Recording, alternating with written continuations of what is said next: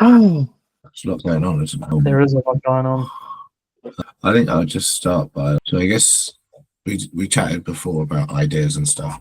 Trying to look for some way to collaborate on something. The main thing I'm thinking about at the moment is there's a Kiwi guy here I've just met. He's in agriculture, but he's got a brother who's in confectionery, someone who does timeshares and things like that. But he's pretty an interesting dude.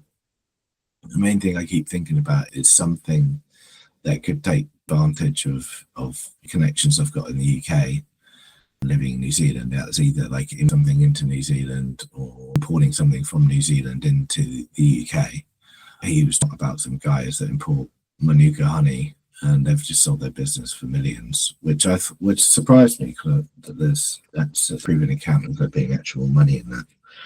Yeah. This Joy Vault thing. So the idea of this Joy Vault is basically document the journey of the various things that I'm kind of trying out. So like I've got a few videos in there at the moment. So it's a YouTube channel, and there's videos on there about idea, print on demand stuff I'm doing. And I just did one about like a weather app I'm working on at the moment. But the idea basically just keep trying things, and then but separate to that, yeah. So is your something that's more service based? Passion wise, it's Product based. I think if I'm commenting, that would my idea of something, a preference from my side, certainly something that's not more fit in terms of servicing of it.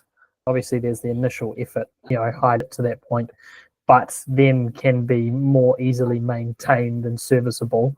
It doesn't require much human power, because obviously that's one of these that tends to be more in terms of ongoing changes. But I guess AI throws a different angle. All of these sorts of conversations, I guess, it's coming back to my core passion, as you put it. Yeah, I think I've been in a space of innovation models or ways of getting into areas potentially, whether it's not that you build from the ground up, but how you can leverage something that's maybe technology's already there and integrated into something. I think in my mind a really good place to start, to sort of something in the agricultural area. So yeah, that would be my thoughts in terms of sort of like, maybe start that process, probably maybe looking at examples of what's there.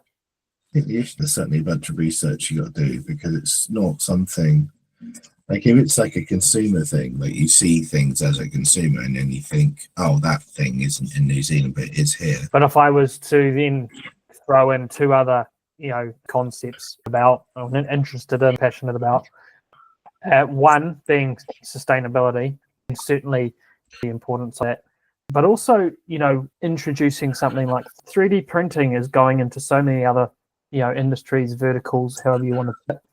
It's going into areas like health, like there's obviously the areas of stuff that are starting to use that to print body parts, obviously being all nefarious means to print 3D guns, but there's applications maybe that have been just kind of going down that journey. So yeah, I definitely thought about printing. Like the end place for Joy is I'd love to have something like the Ice House in Auckland, like that. Like if you had a vehicle where people would just come to work on projects. Imagine the Ice House where like they had 3D printers in the Ice House, and they had like access to tools and things like that. So people came in, they did their work, and they could use the 3D printers and things like that. So that's what got me thinking about the 3D printer thing. And I think there's something there. And then the other thing is self-service machines. So here and in Japan, I always think of like the examples like real estate. McDonald's is so successful because they have real estate, but real estate is expensive now. But if you could have some way that you could like have a small, tiny piece like real estate, which is like a machine of some sort, or lease around a machine, I always thought that there must be something there. So like 100%. One thing pop up here is washing machines and dryers. So you contacted one of these in the UK and be like, can we bring these over to New Zealand for you? And like they say like, oh yeah, okay, it's like 20 grand. You invest around and get one going, and then you just keep going, and then as that starts to return, then you do the next one, and then the next one, the next one, the next one, and then you're at a point where you've got 100 machines across the country. But these self-service washing machines and dryers, they're brilliant. They're basically like at petrol stations here. You pull up, you put your stuff in. That's something that I haven't seen here before. Well, I'll tell you one thing that's in your favour, although it's not necessarily an overnight change, is the development of central railing, which is going to encourage more living the central city. So there is that opportunity around the like big cities are probably already there, but somewhere like it's just literally maybe almost taking something, copying that model and then placing it down here, but then again you've got to also space and lease it, and I guess that's the challenge, right?